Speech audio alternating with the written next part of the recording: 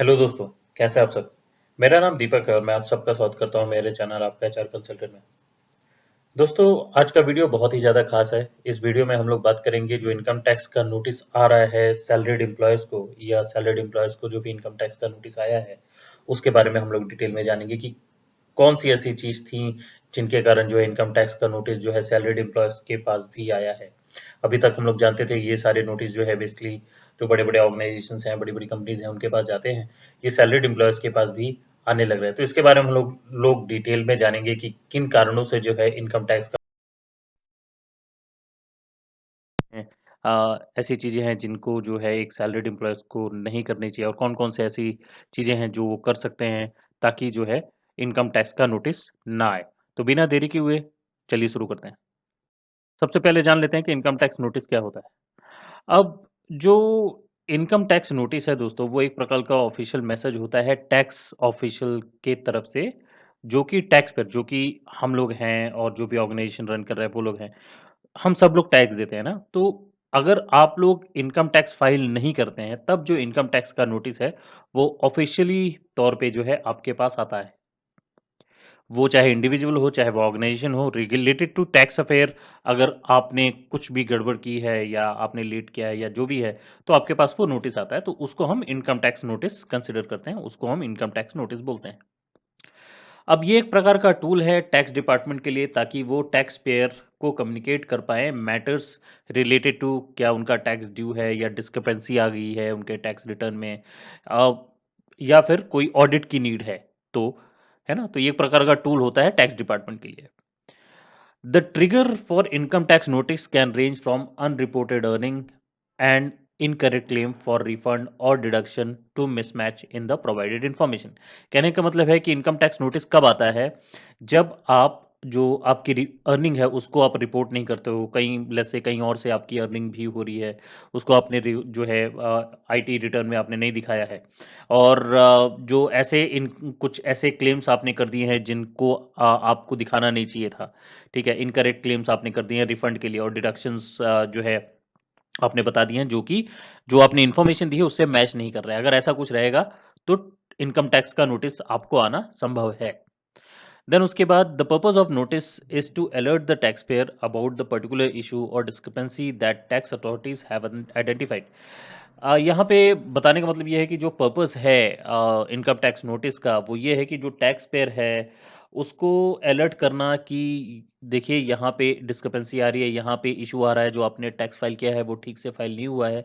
तो वो सारी चीज़ें जो है आपको आइडेंटिफाई करके ये बताते हैं। देन नेक्स्ट आता है द नोटिस में आस्क फॉर एडिशनल डॉक्यूमेंटेशन। आपसे एडिशनल डॉक्यूमेंटेशन की मांग की जा सकती है। करेक्शन ऑफ एरर, अगर आपकी तरफ से कोई एरर हुआ है या आपने सीए के को लेके आपने फाइल करवाया और उनसे भी कोई एरर हुआ है, तो उसके बारे में भी आपको बताया जा सकता है कि जो आपने एरर किया उसको करेक्शन कीजिए, और क्लैरिफिकेशन मांगा जाएगा कि आपने इनकंसिस्टेंट फाइल टैक्स फाइलिंग क्यों की है। Then it is important to address the notice promptly. सबसे बड़ी चीज ये है कि आपको जो नोटिस आया है उसको आपको तुरंत ही एड्रेस करना चाहिए और एक्यूरेटली इंफॉर्मेशन के साथ एड्रेस करना चाहिए। साथ में जो टाइमलाइन है उस टाइमलाइन के अंदर आपको टैक्स कंप्लायंस के अंदर जो है सारी चीजों को प्रॉपरली एड्रेस करके उसका जवाब आपको दे देना चाहिए। ठीक है, ताकि आप फर्दर आपको इनकम टैक्स नोटिस ना आए। तो होप आप लोगों को इनकम टैक्स नोटिस क्या होता है वो समझ में आ गया होगा दोस्तों। चलिए अब आगे बढ़ते हैं। पे जान लेते हैं कि रीजंस क्या हो सकता है इनकम टैक्स नोटिस के आने का एक सैलरीड एम्प्लॉय के पास। देखिए, हम लोगों ने देखा है कि बहुत बड़ी-बड़ी ऑर्गेनाइजेशंस होती हैं तो उनके पास जो है इनकम टैक्स की रेट पड़ती रहती है। ठीक है, बहुत सारे नेता हैं उनके पास भी इनकम टैक्स की रेट पड़ती रहती है। लेकिन जो सैलरीड एम्प्लॉय है, जो काम कर रहा है, उसके पास किन कारणों से जो है इनकम टैक्स का नोटिस आ सकता है? सबसे पहली चीज़, इनकम डिस्क्रिपेंसी। अगर आप इनकम डिस्क्रिपेंसीज़ दिखाएँगे, मतलब कुछ ऐसी चीज़ें जो है जो आप नहीं दिखा रहे हैं और आपकी अर्निंग हो रही है कहीं और से भी हो रही है, तो उसके लिए जो है आपको इनकम टैक्स का नोटिस आएगा। ठीक है? देन नेक्स्ट है अनरिपोर्टेड इनकम। कुछ भी ऐसा इनकम जो कि आपने मतलब आपको हो रहा है और आप बता नहीं रहे हो। ठीक है? पहला तो है कि आपके इनकम में डिस्क्रिपेंसी है, आप झूठ बोल के जो है आपने ज़्यादा इनकम दिखाई है, और यहाँ पे ये हो रहा है कि आपकी एक अलग से इनकम बनी हुई है और उसको आपने बताया नहीं है। अगर आप ऐसा करते हो और इनकम टैक्स रिटर्न में ऐसा पाया जाता है तो आपके पास जो है नोटिस आना लाजमी है। देन नेक्स्ट है इनकरेक्ट डिडक्शन। अगर आपने कोई डिडक्शन दिखाया है और जो कि आपको नहीं दिखाना चाहिए था, तो वो इनकरेक्ट डिडक्शन में जाता है और इस कारण से भी आपको पास जो है इनकम टैक्स का नोटिस आ सकता है। देन हाई वैल्यू ट्रांजैक्शन, बहुत ज़्यादा हाई वैल्यू ट्रांजैक्शन आप दिखा रहे हो और वो एक स्लैब के ऊपर चला जाता है। वो हाई वैल्यू ट्रांजैक्शन एक स्लैब के ऊपर अगर चला जाता है तो उसमें भी आपको इनकम टैक्स नोटिस आ सकता है स्टेटिंग कि ये हाई वैल्यू ट्रांजैक्शन हुआ है, इसके बारे में हमें इन्फॉर्मेशन ज़्यादा चाहिए। देन नॉन फाइलिंग और लेट, अगर आपने जो लेट फाइलिंग की है या फिर आपने फाइलिंग ही नहीं की है, इनकम टैक्स रिटर्न फाइल ही नहीं किया है, देन आपको जो है आ सकता है इनकम टैक्स का नोटिस। देन कभी कभार जो है रैंडम स्क्रूटनी होती है, रैंडमली जो है इनकम टैक्स डिपार्टमेंट चेक करता है, तो अगर आपका जो इनकम टैक्स रिटर्न है वो स्क्रूटनी में आ जाता है तो आपके पास हो सकता है इनकम टैक्स का नोटिस आए। देन नेक्स्ट आता है, अगर आपके पास फॉरेन इनकम कहीं से जनरेट हुई, लेट्स से आपने कहीं दूसरी कंट्री में कोई प्लॉट ले रखा है या रेंट पे आपने अपना घर चढ़ा रखा है, फॉरेन में आपके पास है और वहां से आपको इनकम जनरेट हो रही है, तो इस केस में भी जो है इनकम टैक्स का नोटिस आपको आ सकता है बताने के लिए कि आपके ने जो है इसको डिक्लेयर नहीं किया है। देन नेक्स्ट है इग्नोरिंग प्रीवियस नोटिस। अगर आपके पास पुराना नोटिस आ रखा है और उसके ऊपर आप जवाब नहीं देते हैं टाइम पे, तो आपके पास दूसरा नोटिस आ सकता है। तो ये कुछ चीजें हैं जिनको आपको ध्यान देना है। अगर आप इन सब चीजों के ऊपर ध्यान देते हैं तो आप इनकम टैक्स नोटिस से बच सकते हैं। अब एड्रेस कैसे करेंगे इनकम टैक्स नोटिस अगर आपके पास आता है तो? सबसे पहली चीज जो आपको करनी है वो है comprehensive review of the notice. पूरा नोटिस अच्छे से पढ़िए, किस कारण से आया है आपको नोटिस, कौन से क्लॉजेज लगे हैं नोटिस पे, ये सारा अच्छे से डिटेल में आप पढ़िए, उसको रिव्यू कीजिए। ठीक है। दूसरा आता है कंपलेशन ऑफ नेसेसरी डॉक्यूमेंट। आपने रिव्यू कर लिया, रिव्यू करने के बाद जो आपके पास नेसेसरी डॉक्यूमेंट हो गए उनको आपको कंपाइल करके अपने पास रखना है, चाहे वो फॉर्म 16 हो, चाहे आपने कहीं और इन्वेस्टमेंट किया हो, तो वो इन्वेस्टमेंट के डॉक्यूमेंट्स वगैरह जो है आपको अच्छे से कलेक्ट करके रखने हैं, कंपाइल करके रखने हैं अपने पास। देन जो डेडलाइन है, मेक श्योर कि अगर एक पर्टिकुलर डेडलाइन दी है इनकम टैक्स ने फाइल करने के लिए, तो उस डेडलाइन के अंदर जो है आपको वो सारे डॉक्यूमेंट वगैरह सबमिट कर देने हैं और उस डेडलाइन के अंदर उनको जो है जवाब दे देना है।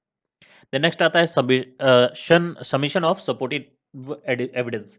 तो जो भी आपने डॉक्यूमेंटेशन कंपाइल करके रखे हैं उसको यहाँ पे जो है आपको सबमिट कर देना है, ताकि आप जो है बता सके कि ये मेरे पास सपोर्टिव एविडेंस है। नेक्स्ट आता है कंसल्टेशन। या कंसल्टेशन में क्यों बोल रहा हूँ कि हर कोई तो खुद से इनकम टैक्स रिटर्न फाइल नहीं करेगा, तो यहाँ पे बेटर सबसे अच्छा चांस क्या है, आपको जो है सीए को पकड़ना है। एक अच्छा सा सीए पकड़िए, हर साल जो है इनकम टैक्स रिटर्न फाइल होता है, आप अपने जो है सीए को बताइए कि ऐसे ऐसे करके आपको रिटर्न फाइल करना है और वो कर देगा। आप उनसे रास्ता पूछ सकते हैं, तो सीए आपको गाइड कर देगा, तो कंसल्टेशन कीजिए। नेक्स्ट है monitoring of the response submission. जो भी आपने रेस्पॉन्स दिया है इनकम टैक्स नोटिस का, रिटर्न नोटिस का, उसको आपको जो है मॉनिटर करना है और एक्नॉलेजमेंट जरूर ले लेना। अगर ऑनलाइन आप फाइल करते हैं तो अपने साइड से, तो आपको एक्नॉलेजमेंट जरूर ले लेना है कि ये जो है मैंने सबमिट कर दिया, ये मेरे पास एक्नॉलेजमेंट है, तो अगली बार अगर कुछ ऐसा होता है तो वो आप एक्नॉलेजमेंट दिखा सकते हैं। चलिए आगे बढ़े। यहाँ पे जान लेते हैं कि कैसे आप जो है इनकम टैक्स नोटिस को अवॉइड कर सकते हैं। कौन कौन सी चीजें आप कर सकते हैं जिसके कारण जो है आप इनकम टैक्स नोटिस से बच सकते हैं। सबसे पहली चीज जो बहुत ही आसान है वो है कि टाइमली और accurate filing.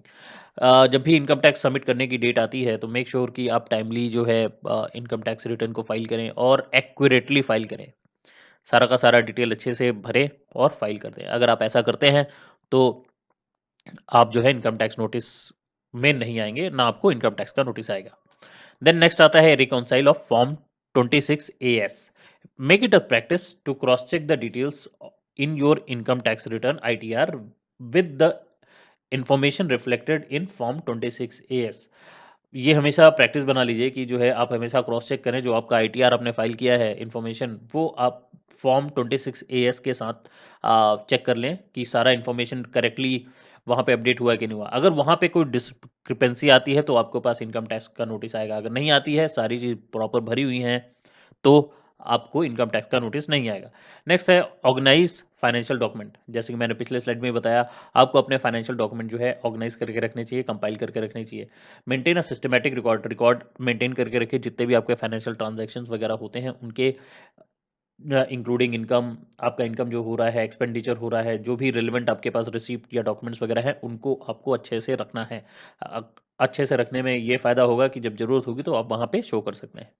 Seek tax consultation, जैसे कि मैंने पहले बताया कि आपको सीए को हायर करके रखना है, तो यहाँ भी मैं वही बोलूँगा, आपको इतने ज़्यादा कॉम्प्लेक्सिटीज़ में पढ़ने की ज़रूरत नहीं है टैक्स रेगुलेशन में। मेक श्योर कि आप एक सीए को हायर करें और जब भी आपको फाइल करना हो, आप सीए से बोल दें और वो आपके बिहाफ में टैक्स फाइल कर देगा। प्रॉम्प्ट रिस्पॉन्स टू नोटिस, जैसे भी जो है आपके पास रिस्पॉन्स आता है इनकम टैक्स का, तो आपको तुरंत ही रिस्पॉन्स करना है। अगर आप रिस्पॉन्स कर देते हैं तो आपको फर्दर नोटिस नहीं आएगा।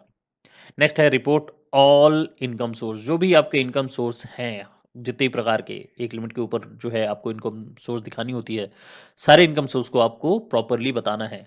अगर आप इनकम सोर्स कोई मिस करते हैं तो ये जो है स्क्रूटनी में आ सकता है। तो मेक श्योर जितने भी आपके इनकम सोर्स हैं, कहीं आपने इन्वेस्टमेंट कर रखा है, कहीं आपने फ्लैट ले रखा है, वहां से आपको इनकम जनरेट हो रही है, जो भी है वो सारी चीजें आपको यहाँ मेंशन कर देनी है।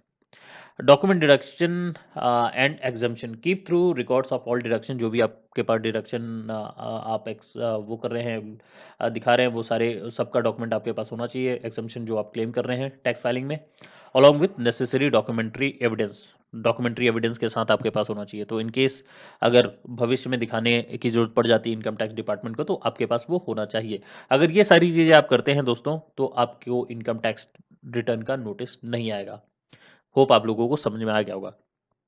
होता हूँ कि आज का वीडियो आप लोगों को पसंद आया होगा। अगर पसंद आया है तो लाइक जरूर कीजिएगा, अपने ज़्यादा से ज़्यादा दोस्तों के साथ शेयर कीजिएगा और सब्सक्राइब करना मत भूलिएगा। मैं इसी प्रकार के नए-नए कंटेंट आप लोगों के लिए लेके आता रहूँगा। बस अपना प्यार और साथ इसी तरह बनाए रखिएगा दोस्तों। मैं मिलूँगा आप लोगों से अगले वीडियो में, तब तक के लिए अपना ख्याल रखिएगा। धन्यवाद दोस्तों।